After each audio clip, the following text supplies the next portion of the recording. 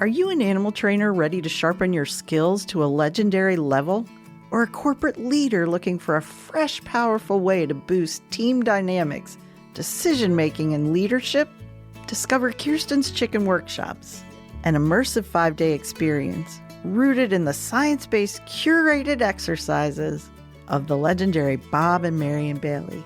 Train a live chicken using the principles of operant conditioning, like positive reinforcement. Why chickens? They're fast, honest teachers that instantly reveal where you need to improve your training skills. No fluff, just real results that transfer to dogs, horses, or any species you want to train, and even to leading people more effectively.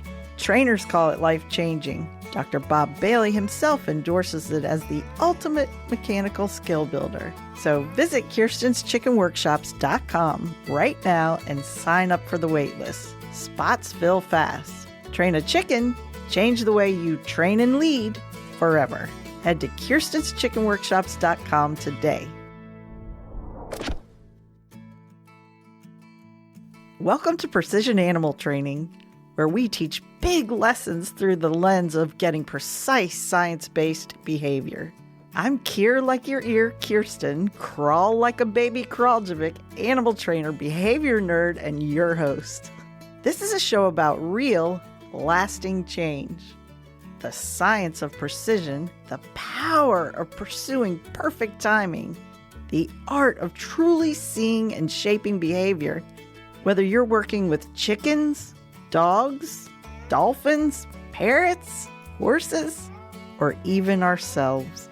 Expect real stories from the field, timeless principles that transfer across species, and practical insights you can apply immediately. Because if you can train a chicken with clarity, kindness, and razor-sharp precision, you can train almost anything. So grab a notebook.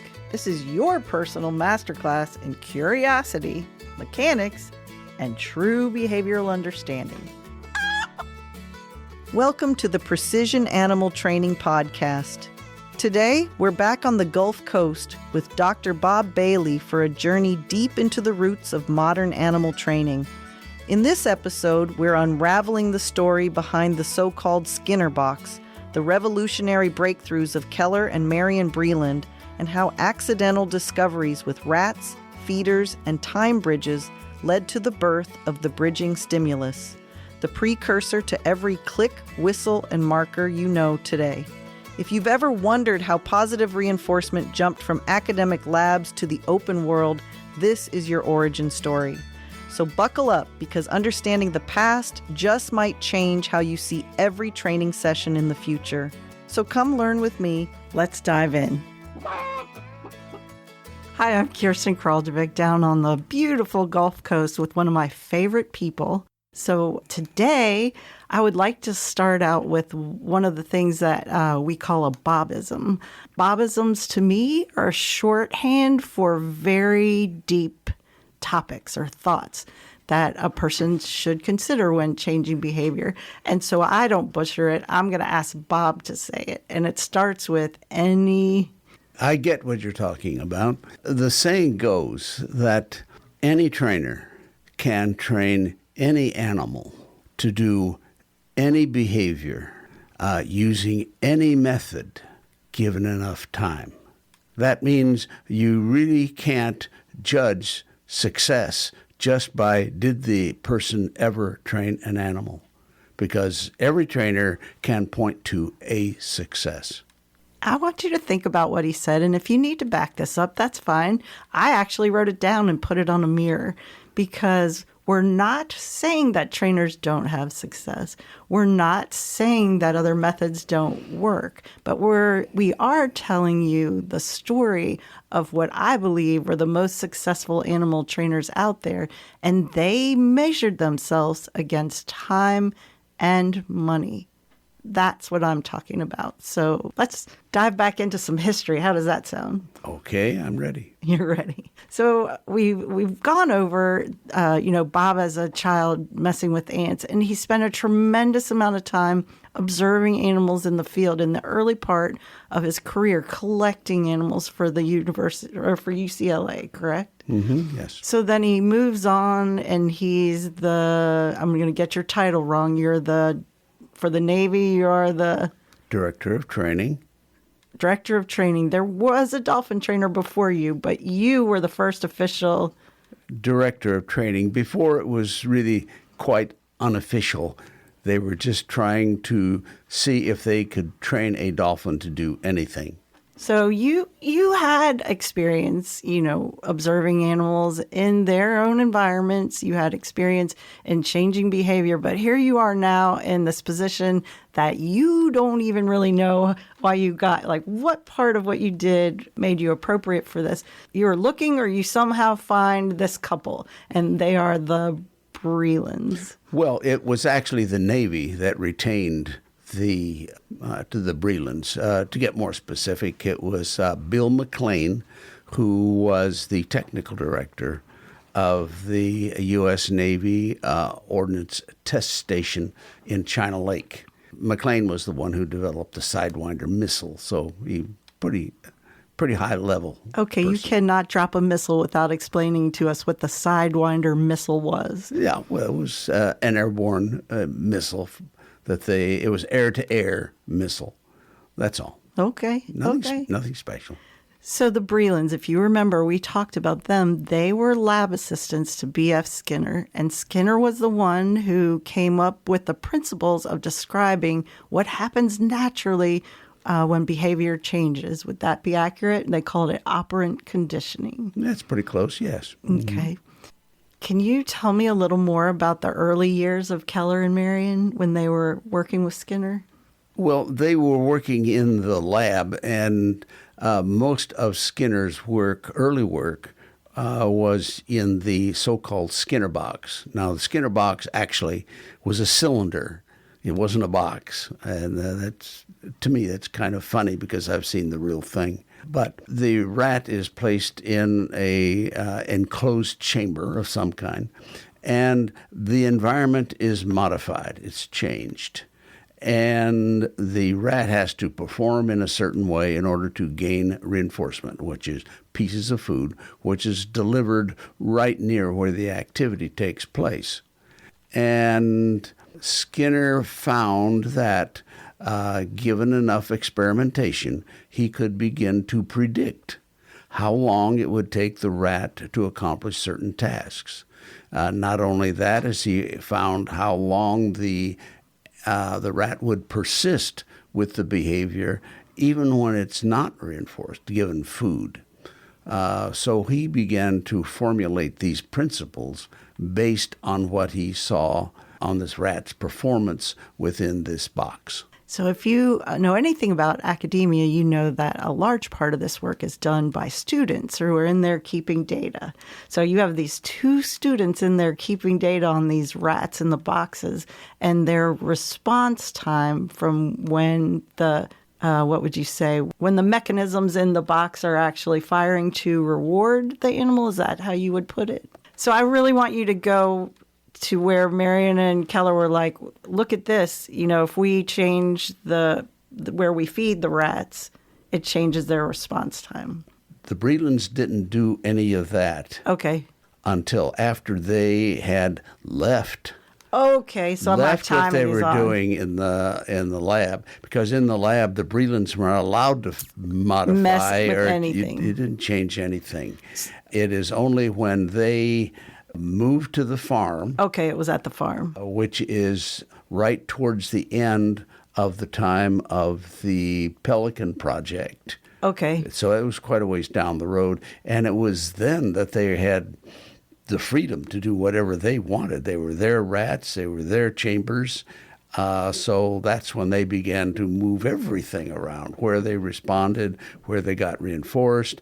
And what they found, of course, was that the world changed. Suddenly, everything that Skinner talked about did not exactly fit the results of the experiments. When you say that, I'm sitting here thinking, they left the constraints of academia right? They went in that space in between where they still had those skill sets of data collection. They still held themselves to that standard of scientific research, but they could ask the questions now. Yeah, there was a certain amount of rigidity that was attached to the, call it, academic environment. That, of course, the Brelands had to do the experiment exactly the way the experimenter wanted it done. But the next thing is the experimenter was changing certain variables, like how hard the lever had to be pressed, how far the lever had to be moved, the amount of food that was delivered, whether the food was delivered or not. All of these were the variables that the experimenter, the professor, was testing. The Brelands started changing everything, where the food was delivered, how much, what delay occurred between the time the animal performed the behavior and the animal was reinforced. In this way, they began, and I'm anticipating a bit here, they're anticipating behavior economics, which 20 years after the Brelands did these experiments, the academic world began to discover behavior economics, but the Brelands were already playing with it much earlier. I love that he says that because I have several interests, and one of them is interest in trading options and stuff, and they look at behavior economics, and I always try to tell them, it happened in animal training, it was the Brelands, and I'm sure they think I'm nuts, but it was the Brelands who noticed this in their version of the Skinner box, in their Minnesota barn, when they left Skinner. But it was the Brelands who noticed this. Now, they're doing these experiments trying to replicate what Skinner put out, right, in the behavior of organisms? Yes, it started off by working with other animals and replicating the behavior of organisms. The book containing the 188 experiments that Skinner did, but they did it with lots of different kinds of animals. Their objective was to replicate every one of the experiments, but of course they never made it that far. But they worked 4 years at it. Wow. So they did a lot of the experiments that Skinner did, except that they were using chickens and sheep and goats and dogs and a couple of cats.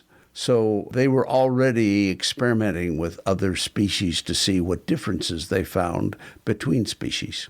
So, and what I'm aware of, 2 very big things came out of that, right? One of them was when they moved where the animal was being fed, and they realized the animal was responding to the sound of the feeder firing. That was affecting the rat's behavior, which turned into the bridging stimulus. I'm trying to get at where did the bridging stimulus come from and who got credit for it? Everybody in the lab, at Skinner's lab, understood that the sound of the feeder had some effect on the rats.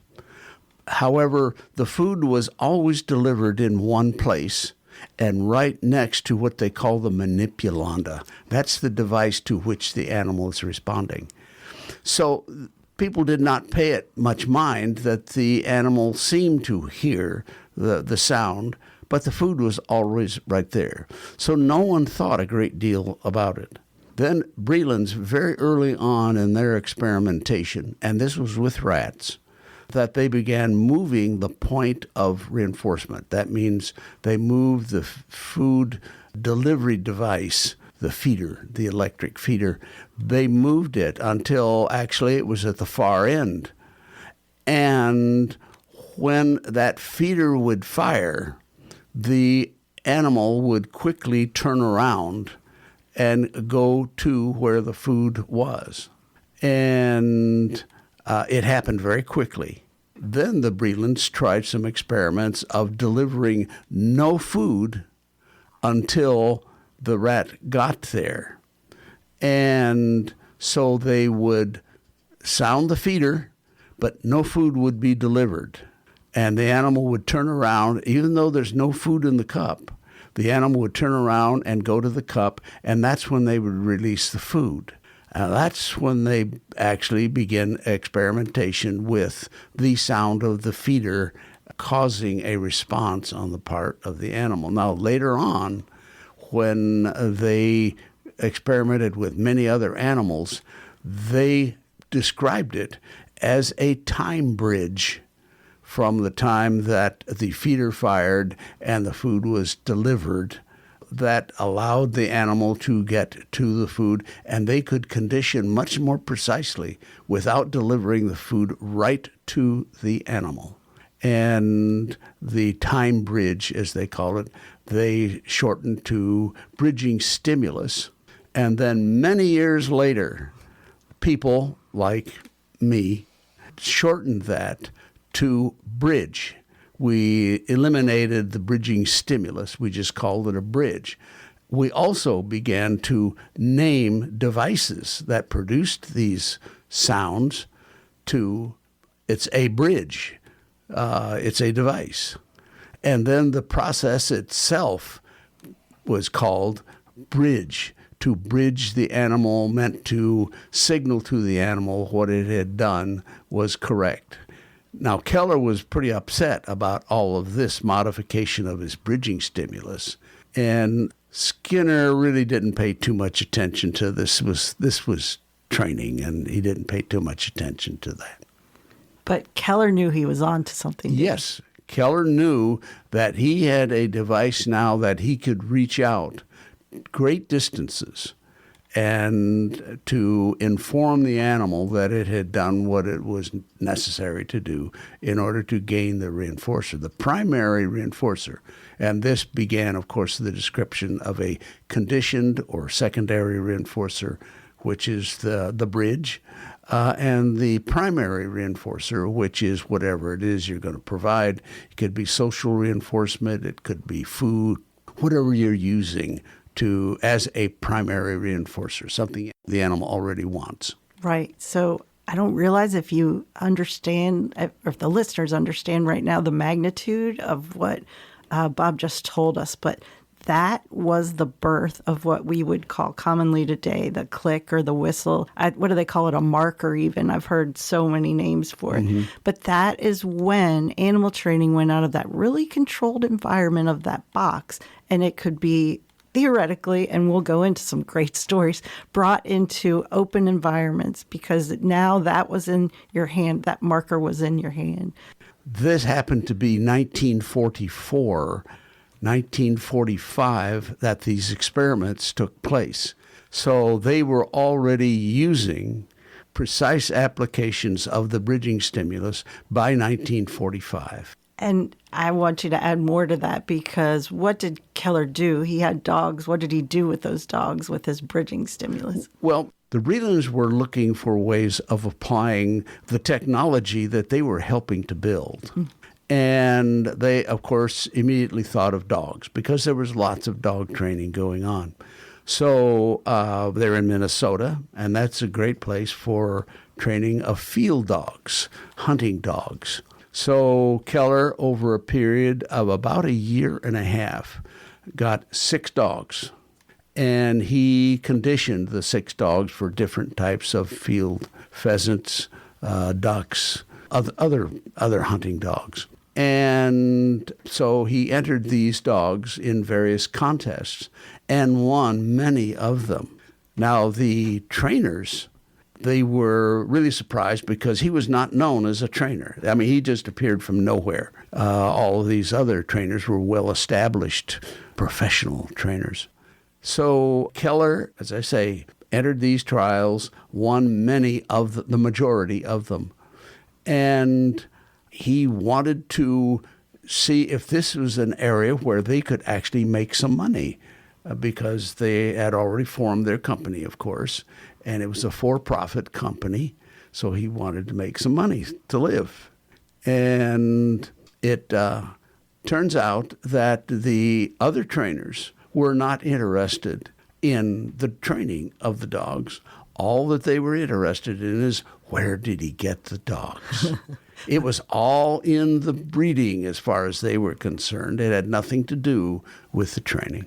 I feel like that phenomenon still exists today. But to put a little more context around what Bob just said, Keller was using positive reinforcement, correct? He wasn't using punishment. I don't know if people realize that, because if you watch a lot of field trials today, you'll see a lot of punishment. He was using positive reinforcement in the 40s and smoking it. He was winning these competitions. And all people wanted to know was, where you got the dogs. That was it. Now, he did not use any of the shock collars. They already had shock collars back then. I didn't know that. Yeah, they had shock collars. But most of the training was very much punishment-based.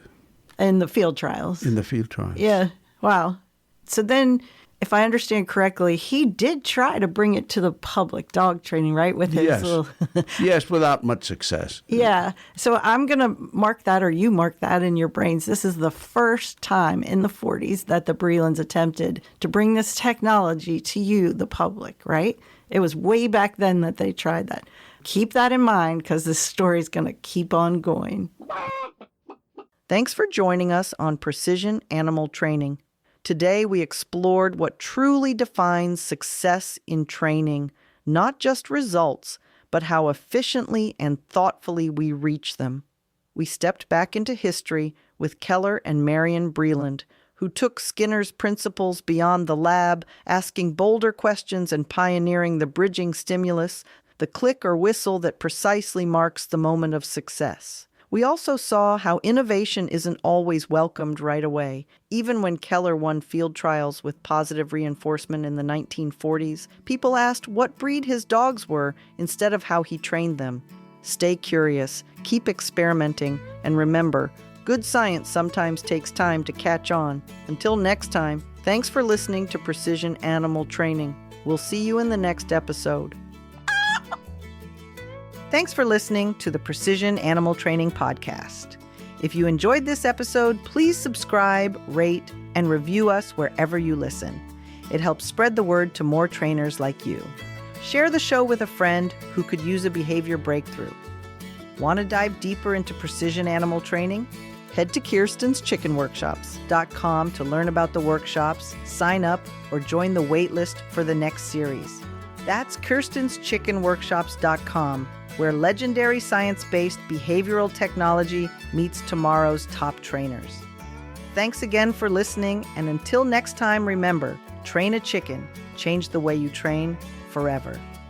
This show was edited and produced by Johnny Gwynn at Deep Fried Studios.